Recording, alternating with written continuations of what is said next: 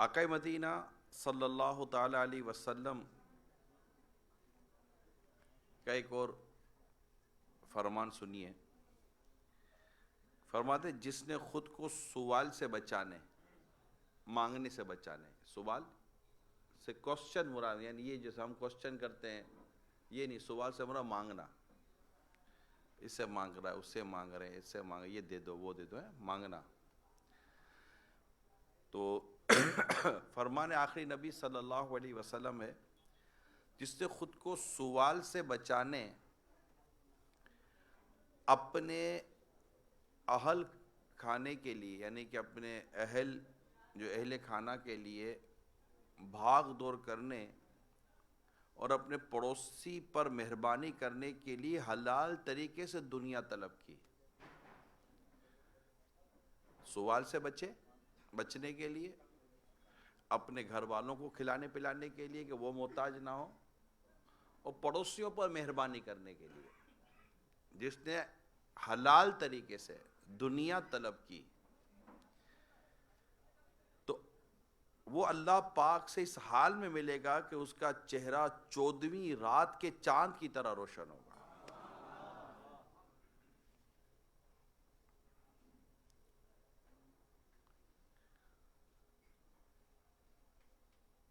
ایک اور حدیث سنیے. اللہ پاک کے آخری نبی صلی اللہ علیہ وسلم نے فرمایا 4 عادتیں ایسی ہیں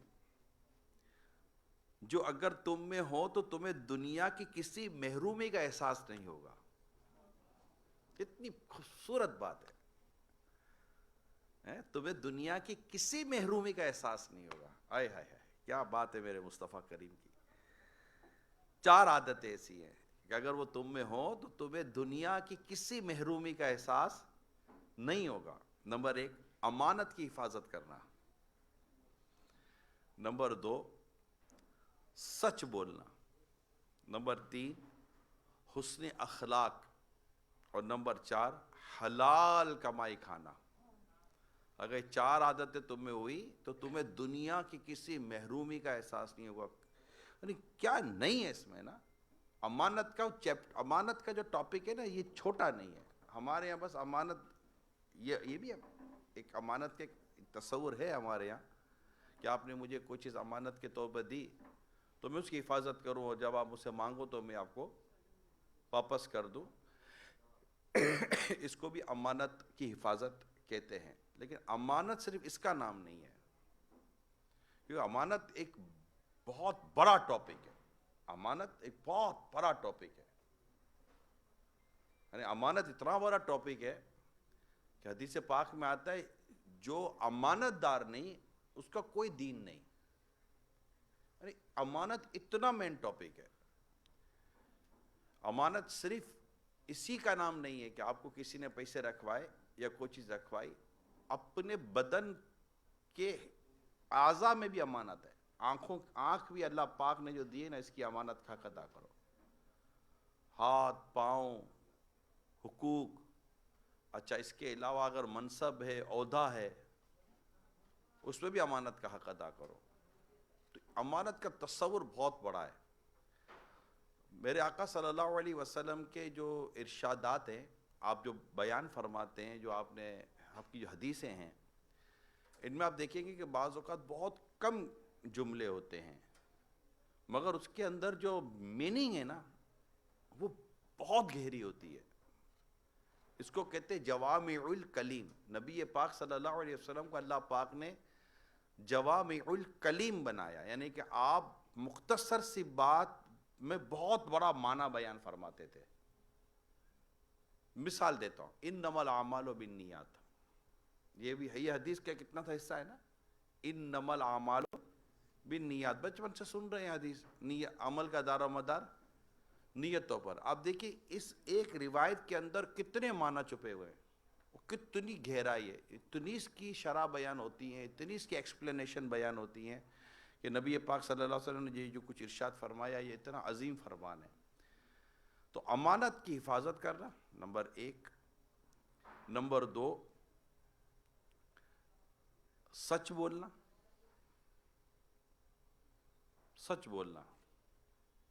کیونکہ کاروبار میں یہ بھی ایک بڑا امپورٹنٹ، اچھا دیکھیں تو کاروبار پہ بھی امانت کی بڑی امپورٹنس ہے. کاروبار میں سچ کی بڑی امپورٹنس ہے. کاروبار میں حسن اخلاق کی بڑی امپورٹنس ہے. اور آخر میں آیا حلال کمائی کھاؤ، امانت ادا کرو،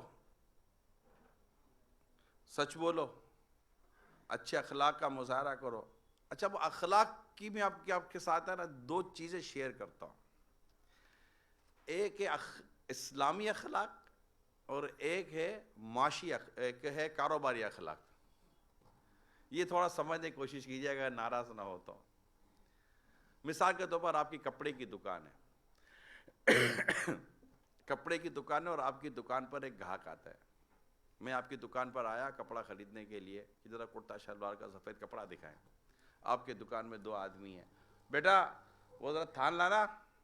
ہاں بیٹا وہ نہیں، وہ ارے بیٹا تم کو پتہ ہے وہ نیچے والا تھان بیٹا وہ لے کر. شاباش. اچھا یہ ارے بیٹا وہ ذرا وہ لے نا. ہاں بیٹے وہ لے. بیٹا بیٹا کر کے تھان نکلوا رہے. ٹھیک ہے. اب میرے کو سمجھ آئی نہیں، 10-15 تھان نکلوا لیا. میں نہیں لے رہا بھائی، مجھے نہیں سمجھ، ریٹ سمجھ میں نہیں آیا، کپڑا سمجھ میں نہیں آیا. سیٹ کا موڈ ہو گیا خراب. اب میرے کو تو کچھ سیٹ بولنے سے رہا، میں تو گاہک ہوں.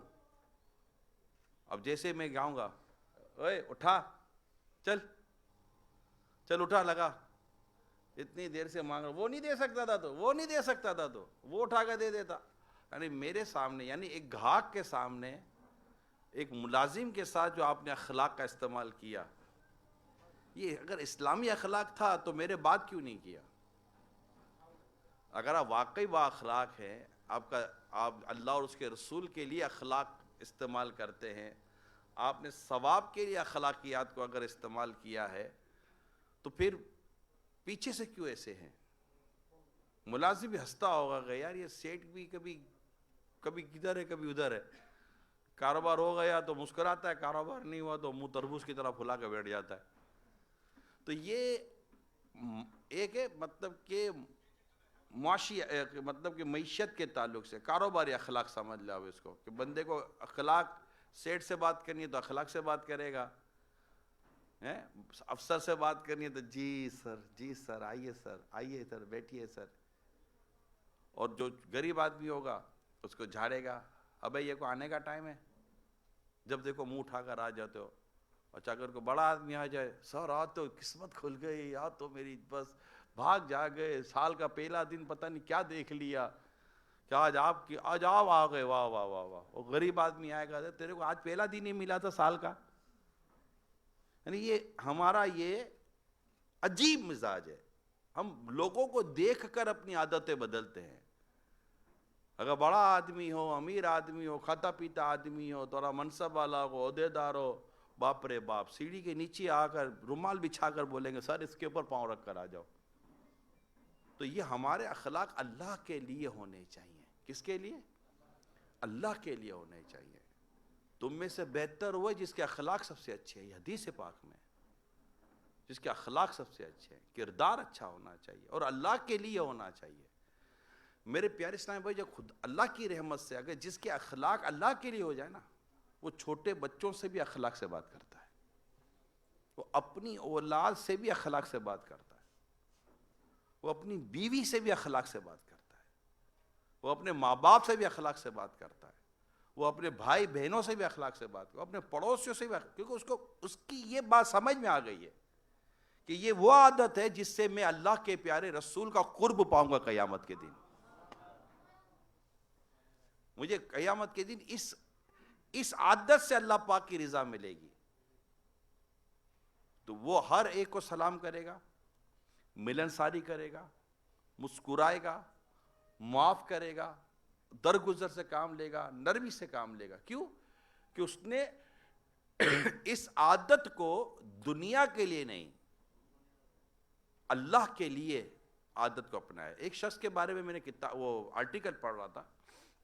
اس آرٹیکل میں ایک بات لکھی تھی، جو آرٹیکل لکھنے والے نہیں لکھا، اب اس کا اپنا تجربہ تھا یا سمجھانے کے لیے لکھا، وہ آرٹیکل لکھنے والا جانے. ٹھیک ہے، ایک کالمسٹ کا میں نے کالم پڑھا تھا. اس پورے لمبا کالم تھا، اس کالم کا مطلب کہ خلاصہ یہ ہے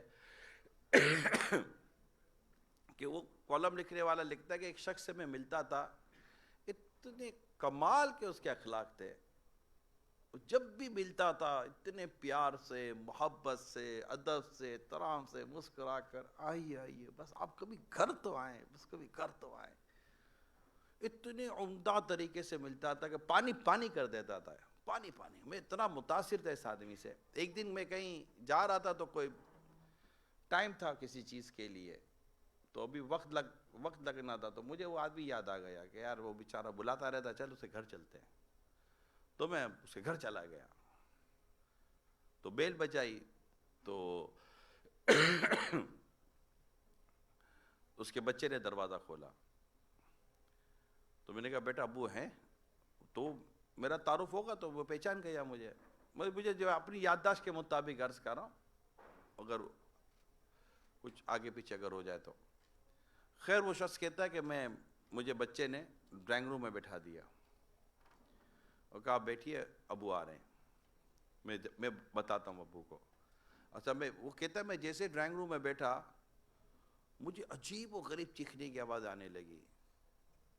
ایک آدمی ہے جو اپنی بیوی کو گالیاں دے رہا ہے، ڈانٹ رہا ہے، جھاڑ رہا ہے، یہ کر رہا ہے، وہ کر رہا ہے، طوفان بدتمیزی تھا. اچھا آواز جانی پہچانی تھی. میں بولوں یار یہ وہی آدمی کی آواز تو نہیں ہے جو مجھے ملتا ہے، میں تو اسی کے گھر آیا ہوں. وہ ہے، اس کا بھائی ہے یا اس کا باپ ہے، کون ہے؟ اور مجھے سمجھ آئی نہیں، اور تھوڑی دیر میں بیٹھا رہا، اور اس کے بیٹے نے جا کے اس کو بتایا نہیں ہوگا کہ وہ گھومی ہوئی تھی باپ کی. تو اس نے کہا یار چلو میں فون کرتا ہوں، ابھی تک تو وہ آیا نہیں ہے. تو میں نے کال کی، تو مجھے باقاعدہ اس کی جو رنگ ٹیون گئی اس کے موبائل پہ، میں نے رنگ ٹیون کی آواز سنی. تو اس نے جب کال دیکھی تو اس کو میں ہوں، اس نے دیکھ لیا، تو میں نے اس کی آواز سے چپ ہو جاؤ، بس اب چپ ہو جاؤ، خاموش. اب یہ ساری باتیں وہ دوسرے کمرے میں بیٹھ کر سن رہا ہے، اس کو نہیں پتا کہ یہ آدمی دوسرے کمرے میں بیٹھا ہوا ہے. السلام علیکم، ارے بھائی جان آپ نے یاد کیا، کیسے ہیں آپ؟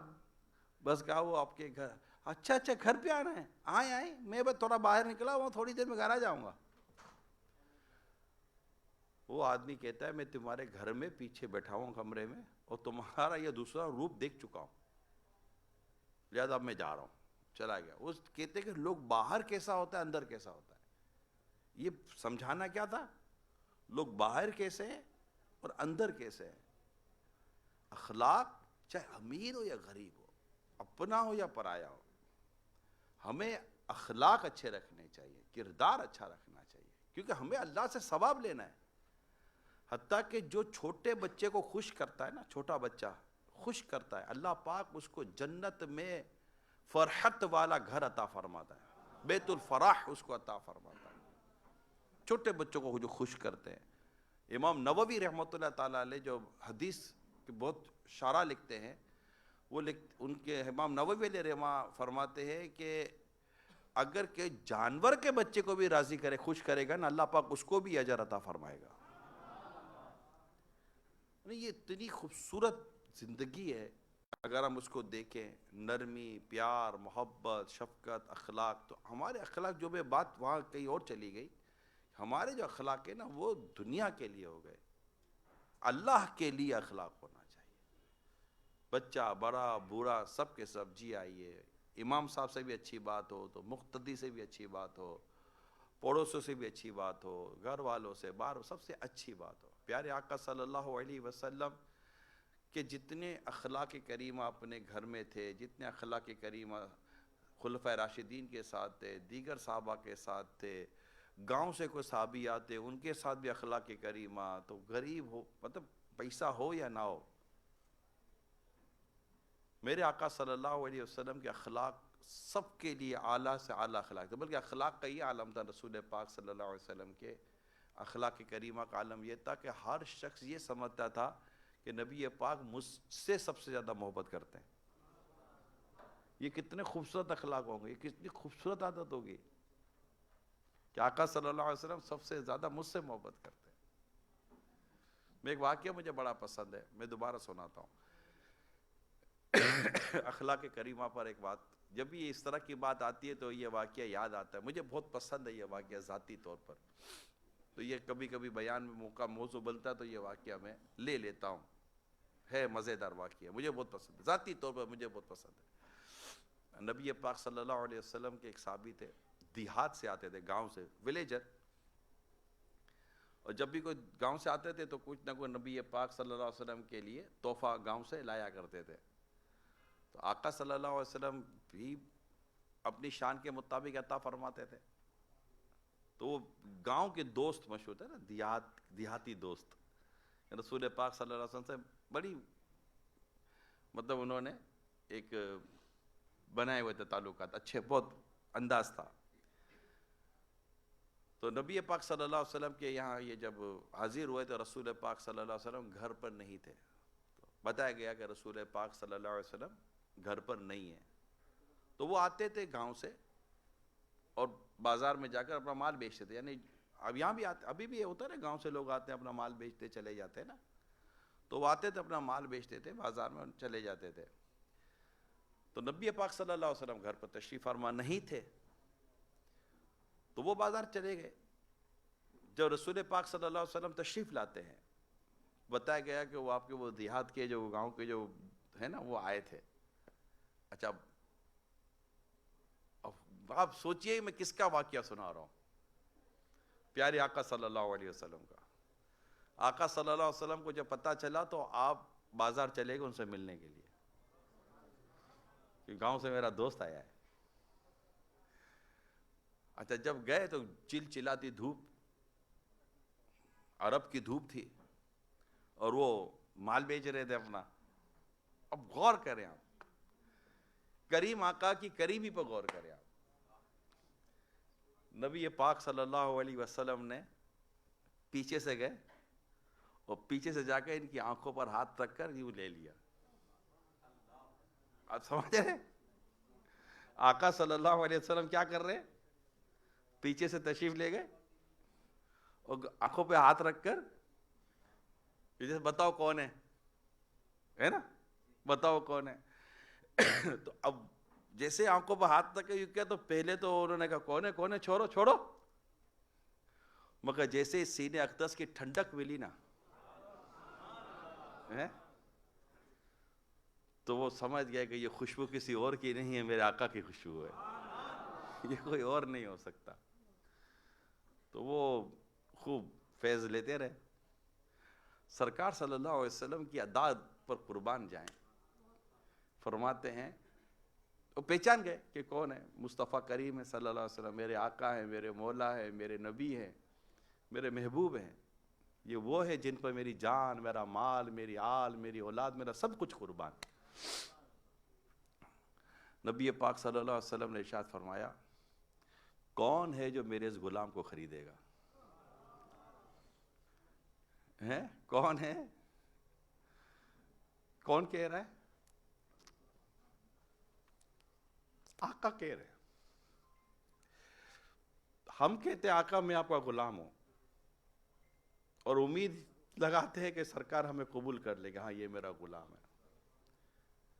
میں تو کا ہی چاہوں کہ بندہ ہوں شاہ کا، لطف تو اب ہے وہ کہے جی جناب ہوں، یعنی میں مطلب آقا قبول فرما لے، آقا ہمیں غلامی کے طور پر قبول لے لے، یہ میرا غلام ہے نا۔ یہی آرزو جو ہو سرخرو، ملے دو جہان کی آبرو، میں کہوں غلام ہوں آپ کا، وہ کہیں کہ ہم کو قبول ہے۔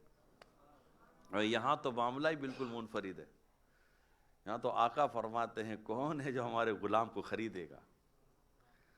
وہ عرض کرتے یا رسول اللہ، اب آپ کے غلام کے مطلب مجھ غلام کا کیا دام ہوگا؟ ارشاد فرمایا اللہ اور اس کے رسول کی بارگاہ میں تیرا بڑا مقام ہے۔ یہ لطف کی بات تھی، یہ کرم کی بات تھی، اخلاق کی بات تھی، رحمت کی بات تھی، شفقت کی بات تھی، امت کی تعلیم ہے، امت کی تعلیم کہ نبی پاک صلی اللہ علیہ وسلم کس طرح اپنے غلاموں پر شفقت و کریمی کا انداز اختیار فرماتے تھے۔ بچوں کو اپنے ساتھ بٹھا لیتے تھے، کوئی مطلب سرد رات میں. ابھی یہاں تو بھی اتنی ٹھنڈ نہیں ہے.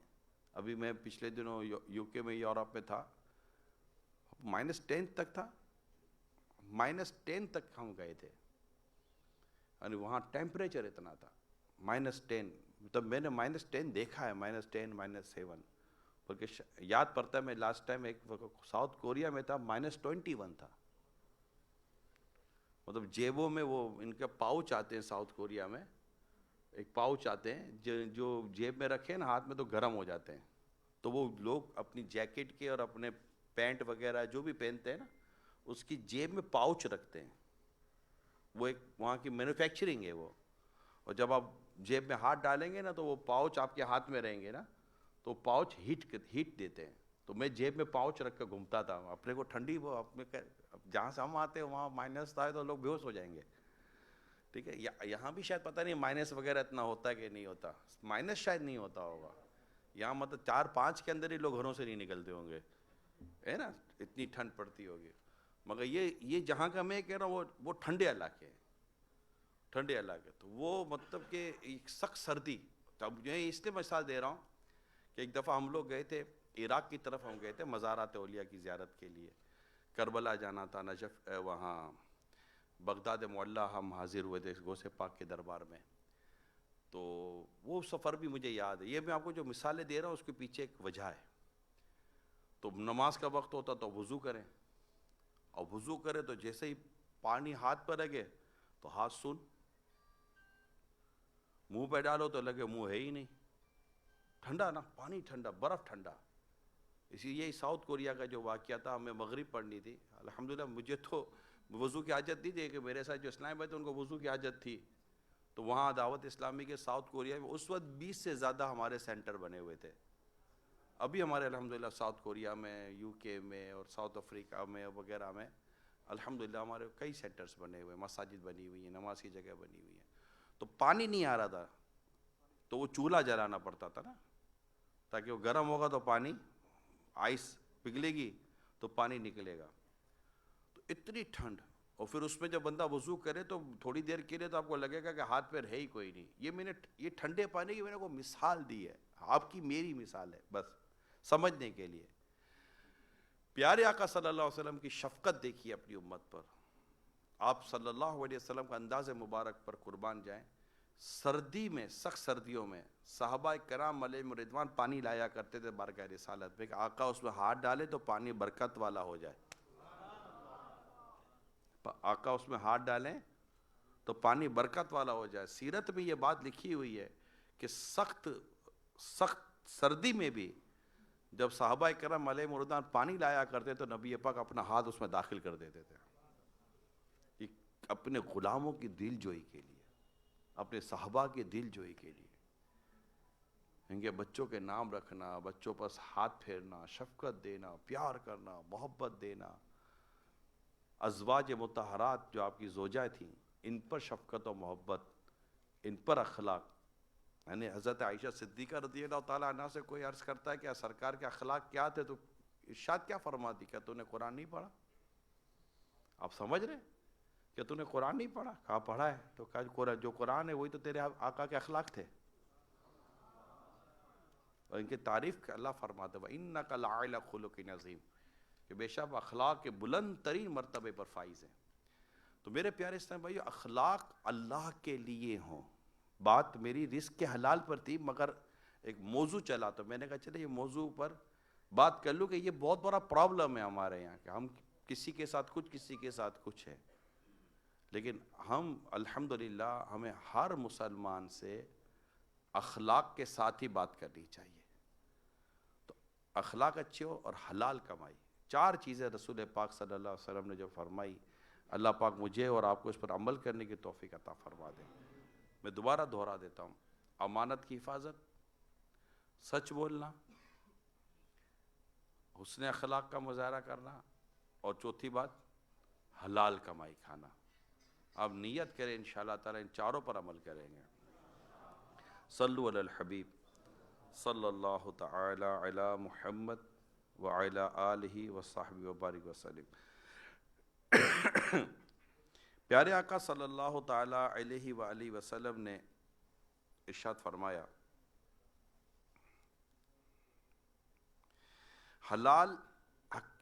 حلال کمائی کی تلاش بھی فرائض کے بعد ایک فریضہ ہے، یعنی نماز روزے کے بعد کسب حلال یہ فرض ہے، یعنی کہ یہ کیونکہ مانگنا نہیں ہے ہم کو، یہ یاد رکھیں کہ مانگنا ہے نا، اس کو اسلام پسند نہیں کرتا۔ روزگار رکھیں، رزق کمائیں، چاہے وہ ہنر کے ذریعے کمائیں، کسی کی چیز کے ذریعے کمائیں، لیکن ایک بات فائنل ہے، حلال ہی کمانا ہے، یہ یاد کر لے بس۔ یہ ہمارا یہ ہمارا کور پوائنٹ ہے آج کا، کہ ہم نے کیا کمانا ہے؟ صرف حلال کمانا ہے۔ اچھا، اب صرف حلال کمانا ہے نا، اس میں تھوڑا سا میں آپ کا اور وقت لوں گا کہ اب آپ یہاں سے چلیں، ابھی آپ بیٹھے ہیں سعید پور میں، اور یہاں سے چلے آپ ڈھاکہ کی طرف، میں بھی ڈھاکہ سے آیا ہوں، تو آپ کو میں راستے میں پوچھوں کہ بھائی آپ کہاں جا رہے ہو، تو آپ مجھے ڈھاکہ جا رہا ہوں، میں کہا آپ کو راستہ پتہ ہے؟ راستہ نہیں پتہ، پوچھا، میں کسی سے پوچھا نہیں ہے، تو آپ کیسے کہہ سکتے کہ میں صحیح جا رہا ہوں؟ کہہ سکتے؟ ایک لاجیکل بات کر رہا ہوں، آپ نہیں کہہ سکتے۔ آپ چاہے جاب کرتے ہیں یا دکانداری کرتے ہیں، ملازم ہیں یا سیٹ ہیں، اب جو بھی ہیں، آپ کما رہے ہیں، میں آپ کو پوچھتا آپ حلال کما رہے ہیں؟ تو آپ کہیں گے ہاں، تو میں پوچھوں گا کہ کیا آپ نے کسی سے پوچھا مفتی صاحب سے کہ میں جو کماتا ہوں یہ حلال ہے؟ آپ کہیں گے نہیں۔ میجورٹی شاید یہی مجھے کہے گی کہ نہیں، پوچھا تو نہیں ہے بھائی، اپنے کو لگتا ہے کہ حلال ہے، اپنے کو لگتا ہے کہ یہ حلال ہے، جھوٹ تھوڑی کو بولتا ہوں۔ تو یہ ہم نے اپنے ہی طور پر ڈیسیجن لے لیے کہ میں جو کما رہا ہوں یہ حلال ہے، مگر یہ درست نہیں ہے یہ کہنا، کیونکہ جب تک آپ کسی مفتی سے، اچھے عالم سے اپنے کاروبار کی اسکیننگ نہ کرا لیں، آپ کیسے کہہ سکتے ہیں؟ میں آپ کو پوچھوں یار آپ کے اندر کوئی پرابلم ہے فزیکل، تو نہیں، میں کہا ٹیسٹ کرائیں، ٹیسٹ نہیں کرائے، میں کہا نکل آئے تو شوگر مگر کیا کرو گے؟ وہ شوگر نکلتا تو کوئی سنگ تھوڑی نکل آتا کہ اس کو شوگر آ گیا ہے، کولیسٹرول نکل آیا، تو یورک ایسڈ نکل آیا، ٹرائگلیسرائڈ نکل آیا، کوئی بھی بیماری اللہ نہ کرے نکل آیا، اللہ تعالیٰ شفا عطا کرے، بیماریوں سے اللہ حفاظت فرمائے، لیکن اب یہ تو اندر ہی چھپی ہوئی ہوتی ہے، ہمیں تو نہیں پتا ہوتا۔ کب پتا چلتا ہے؟ جب ہم ٹیسٹ کراتے ہیں، جب ہم ٹیسٹ کراتے تو ہمیں پتا چلتا ہے کہ ہمارے پر کوئی پرابلم ہے یا نہیں ہے۔ اپنے کاروبار کو، اپنے روزگار کو ایک مرتبہ مفتی صاحب کی لیبورٹری سے ٹیسٹ کروا لے اور رپورٹ لے لے، تو پتہ تو چلے کہ یہ جو میں کر رہا ہوں، جو میں ڈیل کر رہا ہوں، جو میں کانٹریکٹ کر رہا ہوں، جو میں لین دین کر رہا ہوں، جو میں نوکری کر رہا ہوں، جو میں بروکری کر رہا ہوں، واٹ ایور جو بھی ہمارا وے آف ارننگ ہے، جو کچھ میں کر رہا ہوں، میں چوکی داری کر رہا ہوں، میں ڈرائیورنگ کر رہا ہوں، بس ڈرائیور ہے، چوکی دار ہے، کوئی بھی ہے، وہ پوچھ تو لے بھائی میں کس چیز کی چوکی داری کر رہا ہوں، میں کس چیز کا کام کر رہا ہوں، کسی کو آنے کے، کسی کو جانے کی، کسی کو روکنے کی، کسی کو بولنے کی، میں باورچی خانہ دیکھتا ہوں، جو بھی کاروبار وے آف ارننگ ہے، جو بھی وے آف ارننگ ہے، آمدنی کا ذریعہ ہے، جسٹ ایک بار، کیونکہ میں اس پر لائیو ہوں، میں صرف یہ سید پور کے اندر بیٹھے مسلمانوں سے بات نہیں کر رہا، کاروباری طبقے سے بات نہیں کر رہا، میں لائیو ہوں، دنیا بھر کے مسلمان اگر دیکھو سن رہے ہیں، میں سب سے یہ ریکویسٹ کروں گا کہ پلیز ایک بار اپنی وے آف ارننگ کو واٹ ایور، لیکن just one time, minimum one time اپنی وے آف ارننگ کو کسی مفتی اسلام، اہل سنت کے اچھے پیارے مفتی سے، ہر مسجد کا امام مفتی اور عالم نہیں ہوتا، ہر داڑھی والا مفتی اور عالم نہیں ہوتا، ہر ٹوپی اور امامے والا مفتی اور عالم نہیں ہوتا، یہ یاد ہے کہ ہر کالے کوٹ پہننے والا وکیل نہیں ہوتا، ہر سفید کوٹ پہننے والا ڈاکٹر نہیں ہوتا، گلے میں خالی وہ لٹکا لینے سے بندہ ڈاکٹر نہیں بن جاتا، اس کی اپنی ایک کوالیفیکیشن ہے، اس کی ایک اپنی ماسٹرز ہیں، اس کی اپنی گریجویشن ہے، لہٰذا جو مفتی ہے وہ مفتی ہے، جو عالم ہے وہ عالم ہے، یہ یاد کر لے، اب آپ بولے اس کی ہم کو کیسے سمجھ پڑے گی؟ یار دنیا بھر کی سمجھ پڑتی ہے، یہ نہ سمجھ پڑی. کبھی ڈاکٹر کے بجائے کسی وکیل کے پاس چلے گئے تھے آپ؟ 10 آدمی سے پوچھا ڈاکٹر صحیح ہے یا نہیں ہے؟ صحیح ہے. کیسے تم کو صحیح ہے؟ ارے ہم کو فرق پڑا بھائی، تم ڈاکٹر صحیح ہے. ڈاکٹر پتہ چلے گا، ارے یار وکیل صحیح دینا بھائی، کنسٹرکشن کرانی ہے بلڈنگ صحیح دینا، پلمبر بھی صحیح ڈھونڈتے ہیں یار ہم لوگ تو. یہ سب سمجھ پڑتی ہے. مگر صحیح عالم، اہل سنت، عاشق رسول اور مفتی اگر اللہ کرے مل جائے، کیونکہ ہر مفتی عالم ہے مگر ہر عالم مفتی نہیں ہے.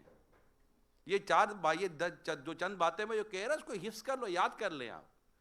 آپ کو رہنمائی میرے آقا اعلیٰ حضرت امام اہل سنت رحمت اللہ تعالیٰ علیہ نے ایک عام مسلمان کی جو رہنمائی فرمائی ہے نا، وہ سن لیں آپ. عام مسلمان کو ایک شرعی مسئلہ پوچھنا ہے کہ یہ جائز کہ ناجائز، یہ حرام کہ اللہ، ایک مفتی سے پوچھنا ہوگا نا.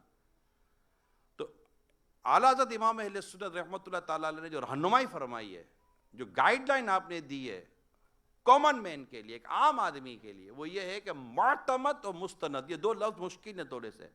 معتمد اور مستند یعنی کہ قابل اعتماد ہو اور واقعی وہ عالم و مفتی ہی ہو. یہ تلاش کرنا عوام کا کام ہے، ہمارا کام ہے. ہر ایک سے نہیں. یہاں تو مطلب گھر کے بڑے بوڑھے کی داڑھی آ جاتی ہے تو فتویٰ دے دیتے ہیں، بیچاروں کو خود اپنی نماز صحیح پڑھنے نہیں آ رہی ہوتی.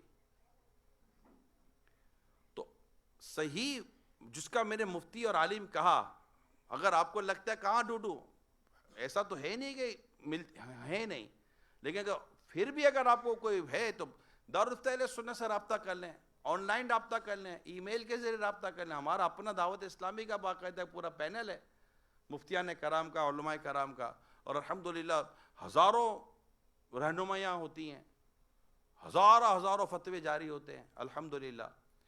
تو ڈھونڈنے یا رابطہ کرنا ہے، آپ کو معلومات لینی ہے، اور آپ کو یہ ذہن بن گیا کہ ہاں یار میرے معلومات لینی ہے، تو پھر آپ کے لیے کوئی شاید اتنا مشکل نہیں ہے.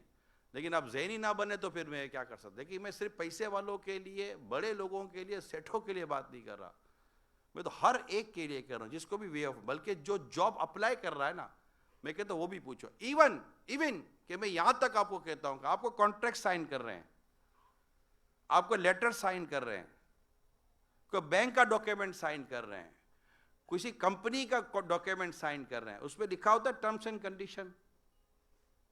ایک اوپر ایک ہیڈ لائن دیکھیے نا، ٹرمز اینڈ کنڈیشن، اتنے چھوٹے سے ٹرمز اینڈ کنڈیشن لکھی ہوئی ہوتی ہے، کوئی 25-30 لکھی ہوئی ہوتی ہے، رائٹ، فارم کے اندر لکھی ہوئی ہوتی ہیں. کبھی پڑھیے کہ ہے کیا ٹرمز، نیچے سائن کر دیں. اچھا پیسے مل جائیں گے؟ ہاں مل جائیں گے، سائن کر دیں. گاڑی مل جائے گی؟ ہاں مل جائے گی، سائن کر دیں. ارے خدا کے بندو پڑھو تو صحیح، کس پر سائن کر رہے ہو؟ مطلب اتنی کنفرمیشن ہے کہ میری جائیداد تو نہیں جا رہی نا، میرا کوئی دولت تو نہیں جا رہی، میرے گھر پہ قبضہ تو نہیں ہو جائے گا؟ نہیں، باقی چلو سائن کر دو. ارے بھائی پڑھو تو صحیح. اور اب انگلش میں لکھا، کہاں سے پڑھوا لو بھائی. ایسے کیسے آنکھ بند کر کے سائن کر دیتے ہیں آپ؟ کس چیز پر سائن کر رہے ہیں؟ اچھا جنہوں نے جو لکھا ہے، انہوں نے بھی کون سے مفتی سے پوچھ کر لکھوایا ہوا؟ یہ تو کمپنیز ہیں، کمپنیز کے سارے مفتی چلاتے ہیں. ہم مسلمان ہیں. یا ایھا الذین آمنوا ادخلوا فی السلم کافہ، یہ قرآن میں واضح طور پر اللہ پاک نے ہمیں ارشاد فرمایا، یا ایھا الذین آمنوا ادخلوا فی السلم کافہ، اے ایمان والو. ہم سے بیان ہے، کس سے کہا جا رہا ہے؟ الحمدللہ ہم سے کہا جا رہا ہے، ہم ایمان والے ہیں نا، الحمدللہ کہیں الحمدللہ ہم ایمان والے ہیں. مجھ سے میرا رب فرما رہا ہے، یا ایھا الذین آمنوا، اے ایمان والو، لبیک یا عبدی، معذرت، یہ تو اللہ فرمائے گا لبیک یا عبدی، میرے بندے فرما میں حاضر ہوں. بندہ کیا کہے گا؟ لبیک یا ربی، اے میرے رب. وہ سبقت لسانی سے ہو گیا، کہنا کچھ چاہتا تھا نکل کچھ گیا، تو یہ میں نے رجوع کر لیا. تو اے ایمان والو، اللہ فرماتا ہے، تو بندہ کیا کہے گا؟ لبیک یا ربی، اللہم لبیک، اے اللہ میں حاضر ہوں. ادخلوا فی السلم کافہ، اسلام میں پورے کے پورے داخل ہو جاؤ. اس میں ساری زندگی آ گئی آپ کی میری، شادی، کاروبار، گھر بار، کھانا پینا، سونا جاگنا، کپڑے پہننا، تعلقات رکھنا، کس سے دوستی کروں، کس سے دوستی نہ کروں، کیا کھاؤں کیا نہ کھاؤں. ارننگ پر ہی سوچیں گے کہ یہ میں آ رہا ہے کیا ہے، کہ بس آنکھ بند کر کے چلتے رہیں گے. یار کیا کرے یار، گھر والوں کی ضرورت ہے، بیوی نہیں مانتی، بچے نہیں مانتے، ماں باپ نہیں مانتے، خاندان میں منہ دکھانا ہے، یہاں منہ دکھانا ہے، وہاں منہ دکھانا ہے. یہ جو منہ دکھانے کے چکر میں رہتے ہیں نا، میں آپ کو ایک وہ سناتا ہوں، بڑی عبرت والی اور حقیقت دیکھے تو سمجھنے والی ایک روایت ہے، سمجھنے کی کوشش کیجیے گا. چنانچہ ایک حدیث پاک میں ہے، بڑی توجہ سے سنیے گا، مدنی چینل کے ناظرین بھی بڑی توجہ سے سنیں. ایک حدیث پاک میں لوگوں پر ایک زمانہ ایسا آئے گا کہ اس شخص کے علاوہ کسی دین والے کا دین محفوظ نہ رہے گا جو اپنے دین کو لے کر، یعنی اس کی حفاظت کی خاطر ایک پہاڑ سے دوسرے پہاڑ اور ایک غار سے دوسرے غار کی طرف بھاگے. ایسا حالات ہوں گے، دین بچانا مشکل ہو جائے گا، اپنا ایمان بچانا مشکل ہو جائے گا. ایسا زمانہ آئے گا. اس وقت نبی پاک صلی اللہ علیہ وسلم، حدیث پاک ہے، اس وقت معیشت یعنی روزی روٹی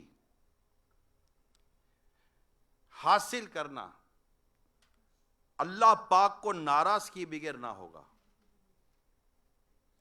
جب یہ صورتحال ہوگی تو آدمی اپنے بیوی بچوں کے ہاتھوں برباد ہو جائے گا. کس کے ہاتھوں؟ بیوی بچوں کے ہاتھوں برباد ہو جائے گا. اگر بیوی بچے نہ ہوں گے تو والدین کے ہاتھوں اس کی بربادی ہوگی، اور اگر والدین بھی نہ ہوں گے تو اس کی بربادی رشتہ داروں یا پڑوسیوں سے کے ہاتھوں ہو جائے گی. صحابہ کرام علیہم رضوان نے عرض کی، یا رسول اللہ صلی اللہ علیہ وسلم یہ کیسے ہوگا؟ میرے آقا صلی اللہ علیہ وسلم نے ارشاد فرمایا، وہ اسے معیشت یعنی روزی روٹی وغیرہ کی کمی پر شرم دلائیں گے. اس وقت وہ اپنے آپ کو بربادی کی جگہوں پہ لے جائے گا، یعنی یہ حرام کمانے کی طرف چلا جائے گا. کون عار دلائیں گے، کون شرم دلائیں گے؟ یا تو بھی بچے دلائیں گے، وہ نہیں ہے تو ماں باپ، وہ نہیں ہے تو رشتہ دار پڑوسی. آپ اس روایت کو سنیے جو میں نے بیان کی اور اپنے ارد گرد کا ماحول دیکھیں. ہم کو زیادہ تر باتیں گھر سے سننے کو پڑتی ہیں. فلاں کے پاس یہ آ گیا، اپنے پاس تو یہ بھی نہیں ہے، اس نے تو کارپیٹ بچھا دیا، اپنے پاس تو کارپیٹ نہیں ہے، اس کے پاس تو اپنا مکان ہو گیا، اپنا تو کرایہ کا مکان ہے، اس کے موٹر سائیکل آ گیا، اپنے پاس تو سائیکل ہے، اس کے پاس کار آ گئے تو بیکار ہے، اس کے پاس یہ تو تیرے پاس یہ نہیں، تیرے وہ تو وہ نہیں، یہ شادی ہے تو میں کچھ نہ پہنوں، پچھلی شادی میں تو پہنا تھا. اور تو ہر شادی میں کوئی نیا لباس کہاں سے تم کو سلا کے دے گا بھائی آدمی؟ میچنگ کا یہ نہیں ہے تو فلاں کا یہ نہیں ہے تو بچوں کا وہ نہیں ہے تو بہن کا وہ نہیں ہے تو ماں کا وہ نہیں ہے تو باپ کا وہ نہیں ہے. اس ڈیمانڈ کے چکر میں آپ کو بتاؤں میرے کتنے نوجوان لڑکوں کی شادیاں رکی ہوئی ہیں. یہ ایک تو بیٹیوں کی شادیاں جو رکتی ہیں وہ تو اللہ پاک ان کے اچھے اچھے نصیب کرے، ان کو اچھے رشتے دے، اس پر تو لوگ بات کرتے ہیں. جوان لڑکیاں گھر میں بیٹھی ہیں، جوان لڑکے گھر میں بیٹھی ہیں، یہ ایک تکلیف دہ بات ہے. اور اللہ سے دعا ہے کہ ان جوان بیٹیوں کے اللہ پاک اچھے اور نیک سنت و بڑے رشتے عطا فرمائے، آسانی ہو جائے. مگر ان نوجوانوں کے بارے میں کون بات کرے گا؟ پتہ ہے آپ کو؟ یہ نوجوان جو ہمارے ہیں جن کی شادیاں نہیں ہو رہی ہیں، مجھے یہاں کا تو بہت زیادہ پتہ نہیں ہے، لیکن اگر میں کہوں کہ کئی جگہوں کا، میں یہاں اس شہر کا خاص نہیں کہہ سکتا چونکہ لائیو ہوں تو جو بولوں گا تو کہیں نہ کہیں تو جائے لگ ہی جاتا ہے تیر. تو ہے معاملہ ہی ایسا عجیب ہے. یعنی کہ میں ایک نوجوان کے ساتھ بیٹھا، میں پروگرام ریکارڈ کروا رہا تھا، وہ نوجوان کہنے لگا میں کیسے شادی کروں، میں کیسے شادی کروں، میری 30,000، شاید اس کی 30,000 سیلری تھی، میری 30,000 کی سیلری ہے، اب میں شادی کروں تو میری ماں کہتی ہے کہ شادی میں تو مجھے کیا دے گا، ابو کو کیا دے گا, تیری بہن کو کیا دے گا, بہن کے سسرال والوں کو کیا دے گا, بھائی کو کیا دے گا, بہن کے بچوں کو کیا دے گا. ارے میں سب کو دوں گا تو میں شادی کب کروں گا؟ میری ارننگ اتنی ہے ہی نہیں. اب مجھے آپ کا نہیں پتا یہاں بھی ایسا ہے کہ نہیں ہے نا؟ ہاں آپ بتاؤ, ادھر بھی ہے. اور نوجوان اس وجہ, اب نوجوان کی سیلری کتنی, 20,000 25,000, اچھا کرتا ہوگا تو 30-40,000. حالانکہ یہ کوئی بہت بڑا شہر تو نہیں ہے, جیسے ڈھاکہ شہر ہے تو بہت بڑا شہر تو نہیں ہے یہ, لیکن پھر بھی یہاں کی شادی بھی لاکھوں سے کم میں تو یہاں بھی نہیں ہوتی ہوگی. 2-5-10,000 میں تو شادی نہیں ہو جاتی ہوگی نا, لاکھوں میں تو یہاں بھی شادی ہوگی. یہ لاکھوں روپے لائے کدھر سے لڑکا؟ باپ بولے کہ تو کما اور تو شادی کر. بولا میں کماؤں میں شادی کروں, جب میں کماؤں تو آپ بولو کہ ہم کو بھی دے, ماں کو 2 جوڑے دے, باپ بہن کو دین. اگر اللہ نے دیا ہے تو دے, میں منع کیا کرتا, یہ نہیں کہتا کہ نہیں دینا چاہیے. اگر اللہ نے دیا ہے, کھاتا پیتا ہے, ٹھیک ہے, ماں کو بھی راضی کرے, بہن کو بھی راضی کرے, اور بھی مطلب کہ جس کو صلہ رحمی کے نیت سے, رشتہ داروں کے حسن سلوک کی نیت سے اگر کوئی دیتا ہے اپنی خوشی سے دے, تو اس کا تو الگ ہے. لیکن یہاں تو کنڈیشن ہی یہی ہے.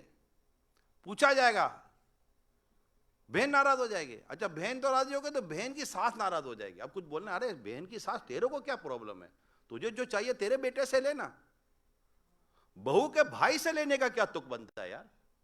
معاف کر دے بھائی, ان سے غلطی ہو گئی کہ تم کو لڑکی دے دی بھائی, ان سے بھول ہو گئی ہے. ان کو کیا پتا تھا کہ تم زندگی بھر مانگتے پھرتے ہو یار. شادی سے پہلے اپنا ہی کھاتے تھے, اپنا ہی پیتے تھے. سسرال والوں کو معاف کر دو یار. لڑکی والے کو چاہیے لڑکے والوں کو معاف کرو, لڑکے والوں کو چاہیے لڑکی والوں کو معاف کرے. یہ دونوں کہیں نہ کہیں الگ ہی چل رہے ہوتے ہیں. ہر جگہ نہ لڑکی والے غلط ہیں, نہ ہر جگہ لڑکے والے غلط ہیں. نہ ہر جگہ لڑکی والے صحیح ہیں, نہ ہر جگہ لڑکے والے صحیح ہیں. یہ بھی بتا دو میں, یعنی کہ عجیب وہ غریب کہانی ہے, اور یہ دینا پڑتا ہے. نہیں دو تو نہیں ہوتا. اب یہ نوجوان اب شادی کرنی ہے, خدا نہ کرتا شادی نہیں کرتا تو گناہوں میں مبتلا ہوتا ہے, پھر بدکاریاں بڑھتی ہیں, کنواری لڑکیاں مائیں بنتی ہیں, بچیوں کی شادیاں مشکل ہو گئی ہیں. لڑکی کی شادی کرنی ہے, اب باپ پریشان, ماں کوس رہی ہے الگ. بچے تھے کمانے, تم کو کمانا چاہیے تھا, کچھ 4 اور کام کر رہے تھے. ارے بھائی کدھر کو کیا کرے, 4 کام کہاں سے کرے؟ ایک کام کے اندر بیچارہ بڈھا ہو گیا, کمر ٹیڑھی ہو گئی. 8 گھنٹے 10 گھنٹے زیادہ کیا کام کرے گا؟ اللہ تعالیٰ نے جتنا رزق دیا ہے اتنا ہی رزق لے گا نا. تو ہمیں چاہیے کہ اس رزق کے اندر اللہ پاک کا شکر ادا کریں. کسی کے محل کو دیکھ کر اپنا جھونپڑا کو تھوڑی کو جلاتا ہے یار. اور یہ آج کل ایسا ہے, ورنہ امام غزالی رحمۃ اللہ تعالیٰ علیہ تو لکھتے ہیں کہ ایک زمانہ ایسا تھا کہ جب آدمی گھر سے کاروبار کے لیے, روزگار کے لیے نکلتا تھا تو اس کی بیوی بچیاں اس کو کہتی تھی کہ ہمارے معاملے میں اللہ سے ڈرنا, حرام نہ کمانا.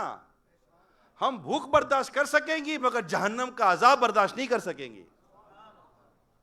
اب وہ کہاں سے لائیں ایسے گھر یار, کہاں سے لائیں؟ لڑکا شادی کرتا ہے, دیکھتا ہے کہ ملے گا کیا, یعنی جس کو دیکھو یہی نظر لگی ہوئی ہے. ارے اللہ, یہ میں اب بات میری چلی جائے گی کچھ لینے دینے کے اوپر, پورا میرا موضوع بدل جائے گا. یہ بھی اتنا مطلب کہ برننگ ایشو ہے کہ دل کرتا ہے اس پر بھی بندہ بولے.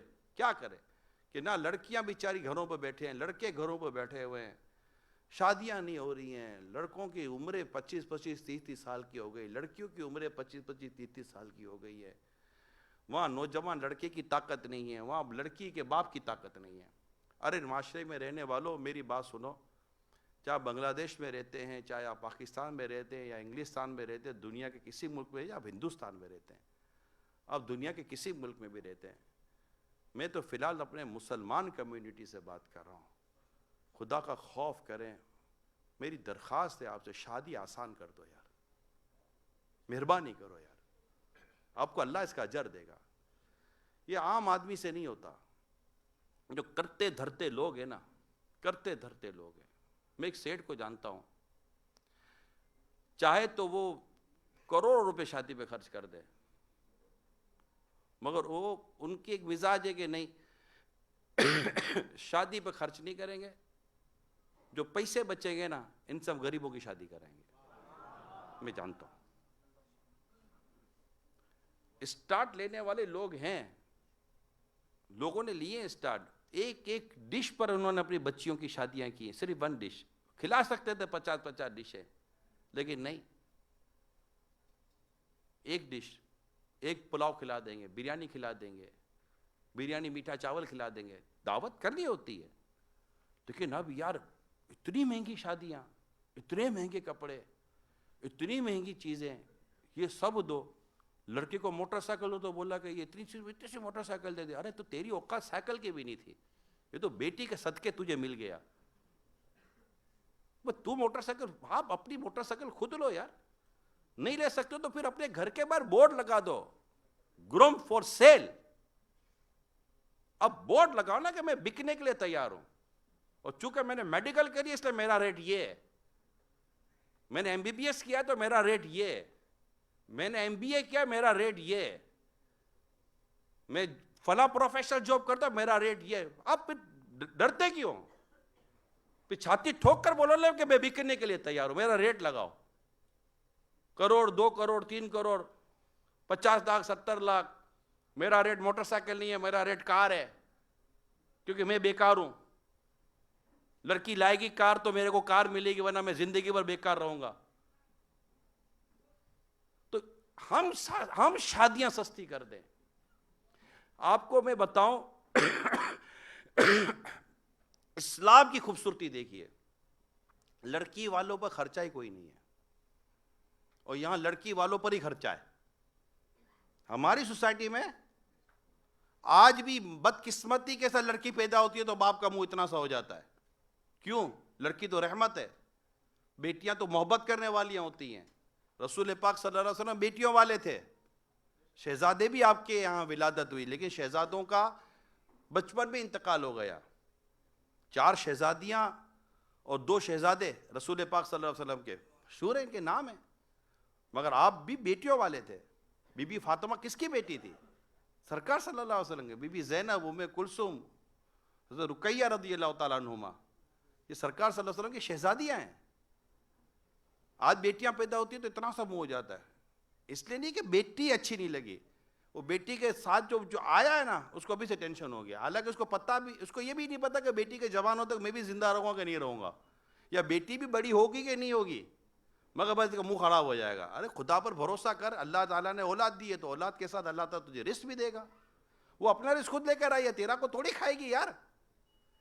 تیری اولاد تیرا تھوڑی کھاتی ہے, وہ اپنا کھائے گی, تم اپنا کھاؤ گے. اللہ نے سب کا رزق اپنا اپنا دیا ہوا ہے, مگر ہمارے تو طور طریقے نا اس کے ساتھ پرابلم ہو گیا اور ہو گئے. اب لڑکی کے پاس, لڑکی والوں پر خرچہ نہیں ہے. میری بات سمجھو, اے معاشرے میں رہنے والوں میری بات کو سمجھیے, اے مسلمانوں میری بات سمجھیے. شادی میں خرچہ کیا یہ بتائیے کہ بھائی شادی ہوگی تو کھانا, مطلب نان نفقہ بولتے ہیں, ایک لفظ ہے نا نان نفقہ, سنا ہوگا آپ نے لفظ. پہننے کو کپڑا, کھانے کو روٹی, رہنے کو گھر, یہ نان نفقہ ہے عرف اور عادت کے مطابق جو معاشرے میں چلتا ہے. یہ کس کی ذمہ داری ہے؟ شوہر پر ہے. نان نفقہ کس پر واجب؟ مہر کس کو دینا ہے؟ ولیمہ کس کو کرنا ہے؟ لڑکی والے پہ خرچہ کیا ہے؟ وہ آوے کھانا کھاوے لڑکی. اب وہ بیٹی دے دی, اب کیا دے تمہارے, وہ جان دے وے, بیٹی دے دی. ہر تھوڑے دنوں کے بعد کوئی فرمائش, ہر دھونے کے بعد تھوڑی خواہش, تمہارا باپ حج کر کے آیا, ہمارے لیے کیا لایا؟ زمزم لایا, پیو. بھائی زمزم و کھجور سے زیادہ بڑا تبرک کیا لائے گا؟ زمزم وہی ہوتا ہے. تب مدینے کی کھجور لایا تو وہ بولے اور کیا لایا؟ اب کھجور کھانا بھائی مدینے کی, مدینے زمزم پیو نا چم چم کر, کہ زمزم پیو. یہ زمزم اس لیے ہے جس لیے اس کو پیے کوئی. اسی زمزم میں جنت ہے, اسی زمزم میں کوثر ہے, کہ جو زمزم شریف پی کر دعا کرے اللہ پاک اس کی دعا قبول فرماتا ہے. اور کیا لایا ہے؟ کیا دے بتاؤ؟ پھر بیچارہ یہاں سے خریدتا ہے جانماز, یہاں سے خریدتا ہے تسبیحاں, یہاں سے خریدتا ہے کوئی لیڈیز سوٹ.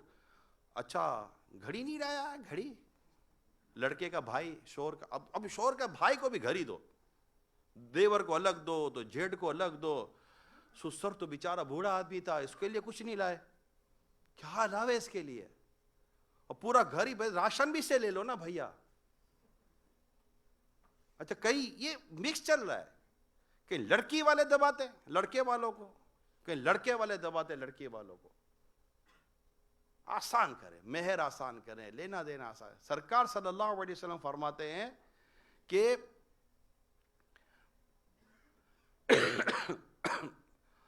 برکت والی شادی وہ ہے جس میں بوجھ کم ہو, یعنی دونوں طرف سے قرضہ نہ لیا جائے, دونوں طرف وزن نہ ہو. دیں, اگر میری بات سمجھیے تاکہ کسی کو غلط فہمی نہ ہو. جہیز لعنت نہیں ہے, جہیز لعنت ہے. جہیز رسول پاک صلی اللہ علیہ وسلم نے اپنی شہزادی کو جہیز دیا تھا نا, ایسا نہیں ہے. دیکھیں جو ہمارے معاشرے میں جو جہیز کا نام سے جو لیے چل رہے ہیں نا, یہ جو رشوتوں کے نام پر چل رہا ہے, ظلم کے نام پر چل رہا ہے, زیادتی کے نام پر. بھائی ایک باپ ہے اپنی بیٹی کو پورا شہر اٹھا کر دے سکتا ہے, دے دینے دو, کوئی منع نہیں ہے. اور کون سا باپ ہے جو اپنی بیٹی کو خالیات بیچتا ہے یار؟ میں اپنے نوجوانوں سے کہتا ہوں, میں پہلے بھی کہہ چکا ہوں مدنی چینل پر کئی دفعہ کہہ چکا ہوں, ایسا میں اتفاقاً یہ موضوع بن گیا نہ میں کہیں اور جا رہا تھا. میں اپنے نوجوانوں سے کہتا ہوں دنیا بھر کے کہ آپ بس ایک جگہ آ کر سٹینڈ لے لو کہ میں شادی اپنے پاؤں پہ کروں گا. بس میں الحمدللہ میں اپنا گھر خود چلاؤں گا, مجھے نہیں چاہیے, مجھے بس لڑکی, بس جو لڑکی والے کو بیٹی کے ماں باپ کو جو دینا وہ دے دیں, ان کی مرضی ہے, نہ دیں ان کی مرضی ہے, میری ذمہ داری. میں نے نکاح کر لیا, اب یہ عورت میری ذمہ داری ہوگی. اب یہ مطلب ڈیلیوری پر الگ, تو حج پر الگ, تو عمرے پر الگ, تو علاج پر الگ, تو فلاں پر الگ, تو یہ الگ. خودداری پیدا کرو میرے نوجوانوں, خودداری پیدا کرو کہ نہیں لینا یار, نہیں لینا. اور اب جو عرف, عادت, رسم و رواج جو شریعت کے خلاف نہیں ہے, وہ جو لینا دینا ہوتا ہے ڈیفینیٹ, وہ اس پہ کون منع کرتا ہے آپ کو؟ مگر وہ سب جو راضی خوشی سے ہو رہا ہے, اس میں کئی پریشر نہیں ہے, بوجھ نہیں ہے. نہ لڑکے کے ماں باپ شرمندہ ہو رہے ہیں, نہ لڑکی کے ماں باپ شرمندہ ہو رہے ہیں. بات سمجھ رہے ہیں؟ اتنی خوبصورت اگر شادی ہو جائے تو یار مجھے بتاؤ کہ محبتیں کتنی بڑھیں گی اور معاشرہ کیسا ہو جائے گا. اب شادی سستی کر دے. اب نوجوان کی بات وہی میں دوبارہ ریپیٹ کرتا ہوں. یہ چلتے چلتے میں لڑکیوں کی طرف چلا گیا نا, میری بہنوں کی طرف, میری بچیوں کی طرف چلا گیا. بچیاں بیچاری گھروں میں بیٹھی ہوئی ہیں, اب جس کی 3 4 4 بچیاں ہیں, باپ کیا کرے گا؟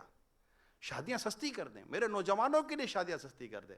بیٹا تو شادی کر لے. میں ایک مثال دے رہا ہوں, مشورہ دے رہا ہوں. ماں باپ ابھی جو مجھے سن رہے ہیں, میرے پاس ریکویسٹ ہیں, میرے پاس پوسٹیں ہیں, میرے پاس ریکویسٹ آئی ہے کہ اس پر بات کرو. ہماری عمریں بڑی ہو گئی ہیں, ہمارے ماں باپ ہماری شادیاں نہیں کروا رہے, اور میں باقاعدہ ان کی بات کو لے کر ان کی نمائندگی کر رہا ہوں. آج میں مدنی چینل پر اور یہاں بیٹھ کے مجھے اتفاق ہے کہ مجھے یہ موضوع یاد آ گیا اور میں لے رہا ہوں. چل پڑا ٹاپک, تو چل پڑا, ٹھیک ہے, بیٹھے ہوئے ہم سن ہی رہے ہیں. تو میرے نوجوانوں کے لیے شادیاں بھی سستی کر دیں. یہ بیٹے اور میں, آپ ماں باپ ہو یار, آپ کو اتنی نہیں اندازہ ہوتا کہ ابھی اس کی عمر اتنی ہو گئی, اس کی شادی ہو جانی چاہیے. ابھی بھی کہتے تیری عمر ہی کیا ہے؟ ارے بھائی اس کی عمر ہو چکی ہے شادی کی. اب اس کو بولو بیٹا تم کر لو. اب شادی بھی کیا کرنا ہے یار؟ مطلب اگر آپ غور کریں, مجبوری ہے, اس کے پاس پوزیشن نہیں ہے, مگر وہ شادی کر سکتا ہے. وہ اپنے بیوی جو آئے گی اس کو 1 2 3 ٹائم کا کھانا کھلا دے گا, اس کو پہننے کپڑے دے دے گا, گھر بھی دے دے گا. آپ کے گھر کے اندر ہی کہیں کمرہ مل جائے گا, یا کرائے کا بھی گھر لے لے گا چھوٹا موٹا, تبھی چل جائے گا انشاءاللہ تعالی, گھر چلا لے گا. لیکن آپ اس کو تھوڑا فری ہینڈ تو دو کہ بیٹا تجھے ہماری فکر نہیں کرنی ہے.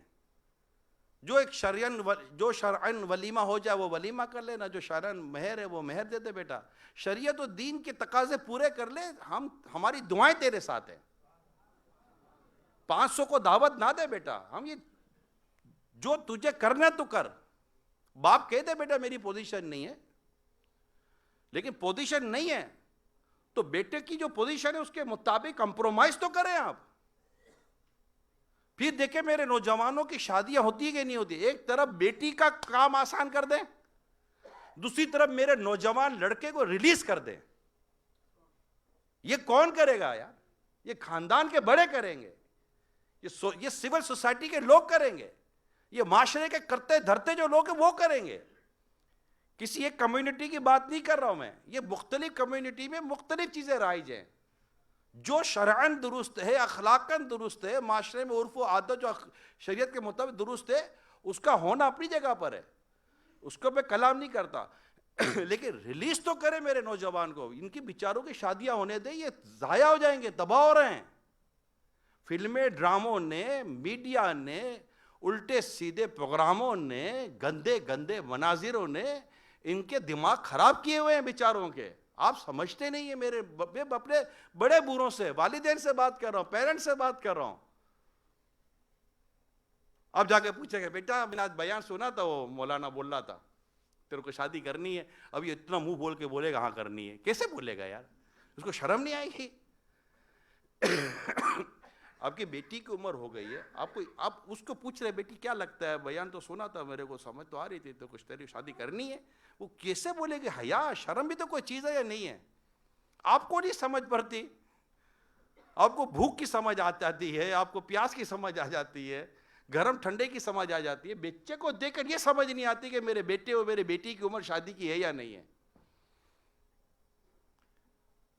میرا تمام تر عاشقان رسول سے یہ مشورہ ہے کہ دین، شریعت، اسلام کے سارے تقاضوں کو سامنے رکھیں، معاشرے کی اخلاق اور جو بھی عرف و عادت کے اس کو سامنے رکھیں، اس کو سمجھیں، سیکھیں. جو میں کہہ رہا ہوں کیونکہ اس کی ڈیٹیل ہے، میں اس میں جاؤں گا تو گھنٹہ 1.5 گھنٹہ اور نکل جائے گا.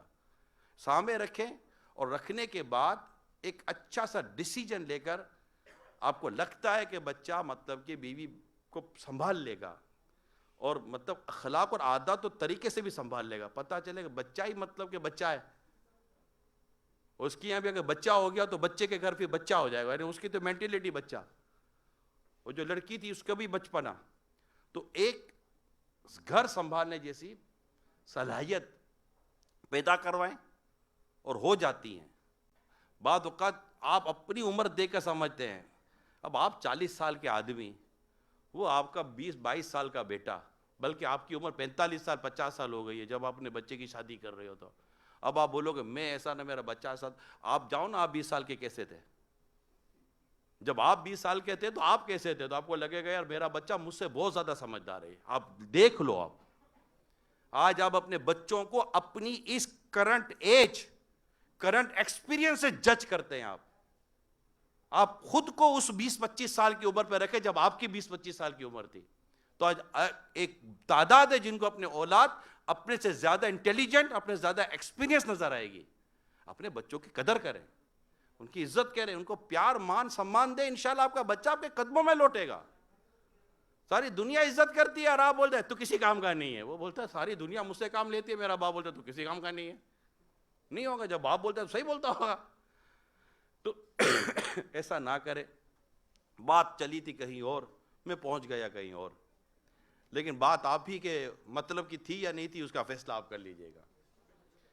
آپ یہ میں نے وہ شاید باتیں کی ہیں جو میری معاشرے کے، میری سوسائٹی کے، بلکہ ایک فیملی ہے، طبقے جو شاید لاکھوں لاکھ ہیں. یہ چیخ نہیں سکتے، ان کے پاس مائک نہیں ہے، یہ بول نہیں سکتے، ان کے پاس اسکرین نہیں ہے، ان کے پاس سوشل پلیٹ فارم نہیں ہے. الحمدللہ اللہ کی رحمت دعوت اسلامی کے پاس ہے. اور میں اس کا فائدہ اٹھا کر میں ان اپنے دکھیارے مسلمان خاندانوں کی، اور ان دکھیارے نوجوانوں کی، اور ان دکھیاری میری بچیوں کی، میری بہنوں کی میں نمائندگی کر کے کہہ رہا ہوں کہ خدا را ان پر رحم کریں. ان کو زیادہ اس طرح کی کمائی پر مجبور نہ کریں کہ یہ حرام کمائیں اور حرام کما کر پھر اپنے گھر کو چلائیں. حرام کمائی سے یاد کر لو میرے پیارے اسلامی بھائیو، حرام کمائی سے گھر میں جھگڑے، فساد، نا اتفاقی آتی ہے، اولاد نافرمان ہوتی ہے. حلال کمائیں، مختصر کمائیں، ایک دوسرے کو طنز طعنہ تنقید نہ کریں، کمپرومائز کریں. اور اس کے لیے میں آپ کو ایک فارمولہ دے دیتا ہوں اینڈ میں جاتے جاتے. آمدنی کے مطابق اپنے اخراجات فکس کر لیں. یہ فارمولہ ہے. آمدنی کے مطابق اپنے ایکسپنس فکس کریں. ایکسپنس کے مطابق آمدنی بنانے جائیں گے نہ تھک جائیں گے، خرچہ قابو میں نہیں آتا. وزن اور خرچہ جب ایک بار بڑھ جائے تو پھر اس کو گھٹانا مشکل ہے. یہ دونوں کام بہت مشکل ہے. ایک ویٹ بڑھ جائے اور ایک گھر کا خرچہ بڑھ جائے. اب بولو کہ ان کو نیچے لاؤ تو بہت محنت کرنی پڑتی ہے. تو یہ یاد کر لیں, یہ میری گھر کی اسلامی بہنیں بھی یاد کریں, اس میں لائیو ہوں نا تو آپ ٹینشن نہ لو. اس پر میری کئی اسلامی بہنیں مجھے دیکھو سن رہی ہوں گی, کئی مائیں دیکھو سن رہی ہوں گی. آپ کا میں کئی کام کر چکا, شاید آپ گھر جا کر وہ بات نہیں کر سکو گے جو میں ابھی بول چکا ہوں. ٹھیک ہے, کیا دیکھ وہ تو بول رہا تھا نا, اب یہی اتنی آمدنی کیا کروں میں. کیونکہ میری اسلامی بہن یہ دیکھیں کہ صبح اٹھ کر کاروبار پہ جاتا کہ نہیں جاتا, کہ سویا پڑا تو نہیں ہے نا میرا آدمی, میرا اسلام پہ سویا ہوا ہے نہیں ہے نا, جا رہا ہے مارکیٹ, جا رہا ہے محنت کر بھی رہا ہے. ایسا تو نہیں محنت بھی نہیں کر رہا, ہٹ دھرمی بھی نہیں کر رہا.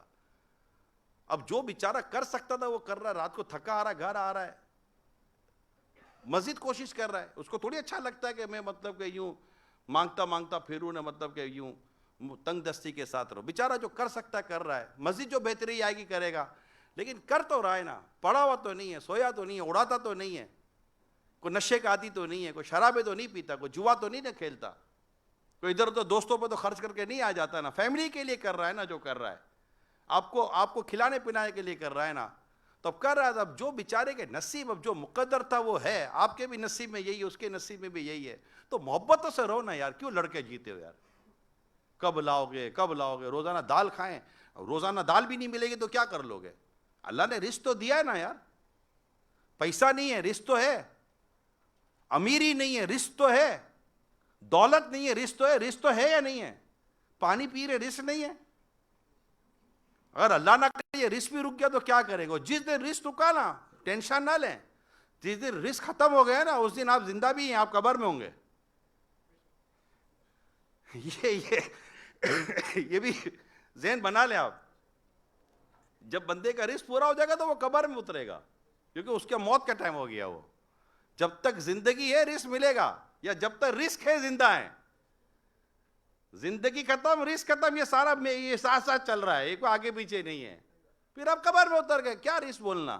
اب اعمال ہے اور آپ ہے اور ہمیں. تو اللہ نیکی اور تقوی پرہیزگاری دے, قناعت دے, اور حرام روزی سے اللہ بچا کر رکھے. جہاں سے بھی آتا ہے, ماں باپ معاف کیجیے گا, ماں باپ بیوی بچے رشتہ دار پڑوسی, کہیں سے بھی خدا نہ خاصا کوئی ٹوکری کی آتی ہے نا, تو آپ اپنے رب پر بھروسہ کرو. ان کی باتوں میں آ کر حرام روزی مت کمانا, کہ قیامت کے دن کوئی کسی کے کام نہیں آئے گا. یہ یاد, یہ میں تمام میرے اسلامی بھائیوں کو بہت کان کھول کے میرے بھائی سن لو آپ. یہ جو ہم اپنے بیوی بچوں کے لیے اور گھر بار کے لیے اور ان کے لیے جو حرام روزی کماتے ہیں نا, اللہ نہ کرے غلط روزی کماتے ہیں, کہ یار کیا کرے. قیامت کے دن کوئی ایک کام نہیں آئے گا, ماں بھی نہیں آئے گی کام. بالکل میں واضح طور پر کہہ رہا ہوں, کیونکہ اولاد قیامت کے دن ماں کو کہے گی, ماں ایک نیکی دے دے, میرے پاس نیکی کی کمی ہے. ماں ایک نیکی نہ دے گی بیٹے کو. باپ بیٹے کو بولے گا, باپ نے کتنی محنت کی, اے ٹی ایم مشین بنا ہوا تھا, بیٹا جب بھی خواہش کا کاٹ ڈالے باپ ٹھک ٹھک ٹھک کرتا ہوا پیسے دے دیتا تھا. اور جب اے ٹی ایم مشین سے پیسہ نہیں نکلتا نا, خالی آواز آتی ہے تو بولتا ہے کیا کرکراٹی کر رہا ہے بڈھا. جب تک پیسہ ہے اس کا بولنا اچھا لگتا ہے, جب پیسہ نہیں دیتا تو باپ کا بولنا بھی برا لگتا ہے.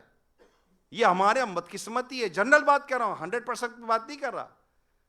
لیکن یہ یاد رکھ لیں کہ قیامت کے دن باپ اگر بیٹے کو کہے گا نا بیٹا ایک نیکی دے دے, بیٹا نیکی نہ دے گا.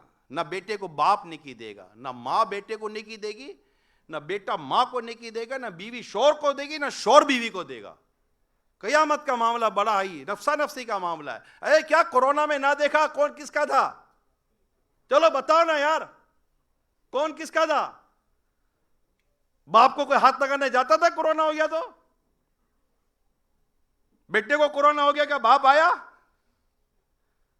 کوئی آیا؟ مجھے بتائیں. کورونا میں ہم نے دیکھا یار, کوئی گھر میں رکھنے کو تیار نہیں تھا, نکالو نکالو نکالو. نہ ڈاکٹر ہاتھ لگا رہا ہے, نہ بیٹا ہاتھ لگا رہا ہے. اتنی محبت کرنے والی ماں بھی ہاتھ نہیں لگا رہی کہ میرے کو لگ جائے گا. کس وجہ سے ہاتھ نہیں لگا رہے تھے؟ میرے کو لگ جائے گا. میرے کو لگ جائے گا. یہ ہم نے اپنی جیتے جی دیکھ لیا یار, اب کیا دیکھنا رہ گیا ہے. یہ دعا دو دعوت اسلامی والوں کو کہ جہاں ماں بیٹے باپ ایک دوسرے کو نہیں پوچھتے تھے, وہاں یہ دعوت اسلامی والوں نے ہمارے مردوں کو کفن و دفن دیا ہے. یہ اللہ کی رحمت ہے, دعوت دنیا بھر میں دیا ہے, دنیا بھر میں. اور لوگ پریشان ہوتے تھے کہ یہ دعوت اسلامی بھائی دیا, ان کا جذبہ تھا, ان کو پتا تھا کہ یار اب انتقال کر کے کیا لگے گا. ایک سائنسی تحقیق, میڈیکلی تحقیق, لیکن کیا ہمارے اسلامی بھائیوں نے کفن بھی دیا ہے, غسل بھی دیا ہے, تدفین بھی کی ہے, اور اس وقت رشتہ دار بھی نہیں آئے, ہمیں پتا ہے. مگر چونکہ دعوت اسلامی والوں کی تربیت کرنے والے کا نام ہے الیاس قادری, امیر اہل سنت, الحمدللہ. انہوں نے وہ جذبہ انہوں نے پھونک دیا ہمارے اسلامی بھائیوں میں. وہ نظر کر دیے کہ بھئی یہ, ان کو اس بات کی پرواہ شاید نہیں رہی تھی کہ ہمارا کیا بنے گا. ان کو یہ پتا تھا کہ مسلمان کے لیے فرض کفایہ ہے, ہم کفن دفن کے ساتھ ہی اس کو قبر میں اتاریں گے. غسل میت ہونا چاہیے. حالانکہ کئی جگہوں پر یہی ہوتا تھا, غسل نہیں ہونا, کفن نہیں ہونا. آپ کو سب پتا ہے, میرے کو کوئی نئی باتیں نہیں کر رہا ہوں. مگر جب بھی میری دعوت اسلامی والوں کے پاس یہ کیس آیا, میری دعوت اسلامی والوں نے, اللہ ان سب کو, میرے اسلامی بھائیوں کو سلامت رکھے, اسلامی بہنوں نے اسلامی بہنوں کو کفن دفن دیا, غسل دیا. یہ بتا دوں, یہ خود مجھے پتا ہے, ہمارے یہاں بھی یہی ہوا ہے کہ کووڈ سے انتقال ہوا اور غسل دینے کے لیے ہماری اسلامی بہنیں آئی ہیں. کووڈ سے انتقال ہوا, غسل دینے کے لیے ہمارے اسلامی بھائی آئے ہیں. فیملی ممبر کمرے میں جانے کے لیے تیار نہیں ہے. یہ یاد رکھیے گا, یہ دعوت اسلامی کے ان مبلغین کا, اسلامی بھائیوں کا ہم پر احسان ہے. ہم پر احسان ہے کہ جہاں نہ ماں باپ بیٹا کوئی نہیں کھڑا ہوا, وہاں اگر کوئی کھڑا ہوا تو الیاس قادری کا یہ غلام کھڑا رہا تھا, امیر اہل سنت کا یہ سچا عاشق کھڑا رہا. کیونکہ امیر سنت نے, پیارے امیر سنت نے اپنے اسلامی بھائیوں کے دلوں میں, دعوت اسلامی کے دلوں میں ایسا عشق رسول ڈالا ہے کہ ان کو امت سے محبت ہو گئی ہے. اور اسلام و دین کی تعلق سے بہت سیریس ہیں دعوت اسلامی والے, الحمدللہ کر کے دکھایا. اب اللہ ایسا پھر کبھی ہمیں نہ دکھائے. مگر دیکھیے کتنی حساسیت ہم نے دیکھی. قیامت کے دن کون کس کے ساتھ کھڑا ہوگا یار؟ ہم ان کے لیے کمائیں کہ جو قیامت کے دن کام نہیں. ہاں, قیامت کے دن جو کام آئے گی ذات, وہ کون ہے؟ اعلیٰ حضرت فرماتے ہیں, ان کے سوا رضا کوئی حامی نہیں جہاں, گزرا کرے پسر پہ پدر کو خبر نہ ہو. کہ مصطفیٰ کریم صلی اللہ علیہ وسلم وہ ہیں جو قیامت کے دن ہمارے حامی ہیں. وہ اللہ کے حضور حاضر ہوں گے, سجدہ کریں گے اور ہمیں بخشوائیں گے انشاءاللہ, ہمیں جنت دلائیں گے انشاءاللہ. تو جینا ہے تو مصطفیٰ کے لیے جیو, ان کی محبت میں جیو, ان کے پیار میں جیو, ان کے دین کی خدمت کرتے ہوئے جیو. اللہ عمل کرنے کی توفیق عطا فرمائے. آمین بجاہ خاتم نبیین صلی اللہ علیہ وسلم. صلو علی الحبیب صلی اللہ تعالی علیہ صلی اللہ علیہ وسلم. الحمدللہ بنگلہ دیش والوں کی بڑی خوش نصیبی ہے, اور اسپیشلی اس وقت سعید پور میں دعوت اسلامی کی مرکزی مجلس شورا کے نگران الحاج محمد عمران اتاری صلی اللہ الباری الحمدللہ تشریف لائے ہیں. اس وقت یہاں کمیونٹی سینٹر میں, ہال میں, بزنس کمیونٹی کا اجتماع. تو اللہ پاک سب کا آنا قبول فرمائیے. بہترین ایک موقع ہے. تو میں عرض کروں گا کہ نگران شورا ہم سب کو توبہ بھی کروائیں. توبہ کرتے رہنا چاہیے. نہ جانے کون سا دن زندگی کا آخری دن ہو, نہ جانے کون سی رات زندگی کی آخری رات ہو. ویسے زندگی کا عیسوی حساب سے ایک سال کم ہو گیا, 2022 چلا گیا, 2023 شروع ہو گیا. کتنے لوگ 2022 میں دنیا سے چلے گئے, کیا پتہ 2024 جب آئے اور ہم بھی جانے والوں میں ہوں تو دنیا سے تو جانا ہی ہے. توبہ کرتے رہنا چاہیے. اور ساتھ ہی ساتھ یہ مشورہ بھی میں دوں گا کہ کسی مرشد کامل کا دامن بھی ہاتھ میں ہو, کہ ہم تو اچھے نہ ہیں لیکن کسی اچھے کا دامن ہاتھ میں آیا, اس کے صدقے انشاءاللہ ہمارا بھی بیڑا پار ہو جائے گا. تو اس زمانے کے ولی کامل قبلہ شیخ طریقت امیر اہل سنت حضرت علامہ مولانا ابو بلال محمد الیاس اتار قادری رضوی ضیاء دامت برکاتہم عالیہ, جن کی خدمت دین، جن کا عشق رسول، جن کا عمل، تقوی، پرہیزگاری ہم دیکھتے ہی ہیں کہ جن کی برکت سے آج ہزاروں نہیں، لاکھوں نہیں، کروڑوں زندگیاں دنیا بھر میں تبدیل ہو گئی ہیں۔ تو الحمدللہ امیر علیہ سنت قادری اتاری سلسلے میں مرید کرتے ہیں۔ قادری سلسلہ حضور سیدی غوث پاک رحمۃ اللہ تعالیٰ علیہ سے نسبت رکھنے والا سلسلہ، اور غوث پاک رحمۃ اللہ تعالیٰ علیہ فرماتے ہیں کہ میرا کوئی مرید بغیر توبہ کے نہیں مرے گا۔ تو الحمدللہ دعوت اسلامی کی مرکزی مجلس شورا کے نگران کہ جن کو ایک تعداد ملنا چاہتی ہے، دیکھنا چاہتی ہے، مدنی چینل پر دیکھتے ہیں، آج سید پور میں موجود لوگوں کی خوش نصیبی کے نگران شورا آپ کے سامنے بیٹھے ہیں، اور مدنی چینل پر جو ناظرین موجود ہیں ان سے بھی میں عرض کروں گا کہ ایک بہترین موقع ہے، 20ویں سال کا آج پہلا دن ہے، توبہ بھی کریں، اور جو کہیں بھی مرید نہیں وہ مرید بن جائیں۔ نگران شورا کو یہ اجازت ہے کہ یہ اپنے ذریعے امیر علیہ سنت کا اور امیر علیہ سنت کے ذریعے غوث پاک کا مرید بنا سکتے ہیں۔ اب وہ اسلامی بھائی اس وقت یہاں جو موجود ہیں ان میں سے یا مدنی چینل کے ناظرین میں سے جو کسی اور پیر صاحب سے مرید ہیں تو وہ چاہیں تو بیٹھ برکت لے لیں، یعنی طالب ہو جائیں، جو ان کے پیر و مرشد ہیں وہی ان کے پیر و مرشد رہیں گے۔ طالب ہونے کی برکت سے اس زمانے کے ولی کامل امیر علیہ سنت کا بھی فیضان ملے گا، برکت ملے گی۔ تو میں نگران شورا سے عرض کروں گا کہ ہمیں توبہ بھی کروائیں اور قادری اتاری سلسلے میں داخل بھی فرمائیں۔ الصلاۃ والسلام علیک یا رسول اللہ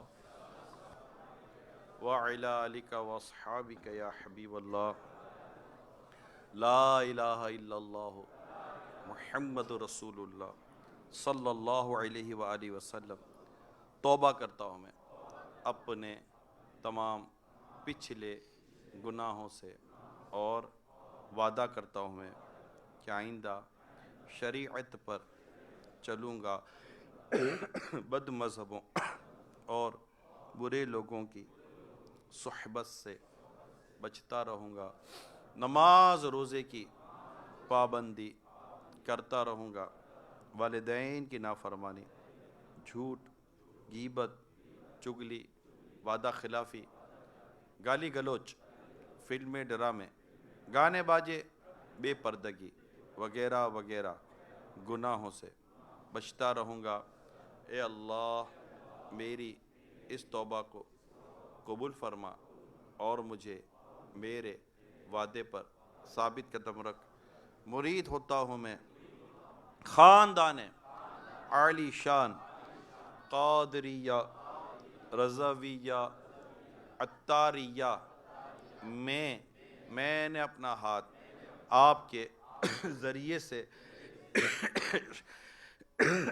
شیخ طریقت امیر اہل سنت حضرت علامہ مولانا محمد الیاس عطار قادری رضوی کے ہاتھ میں دیا، اور ان کے ذریعے میں نے اپنا ہاتھ سرکار بغداد حضور غوث پاک شیخ عبد القادر جیلانی رحمت اللہ علیہ کے ہاتھ میں دیا۔ اے اللہ مجھے جناب غوث اعظم کے مریدوں میں قبول فرما، اور کل قیامت میں غوث پاک کے غلاموں میں اٹھا۔ صلو علی الحبیب۔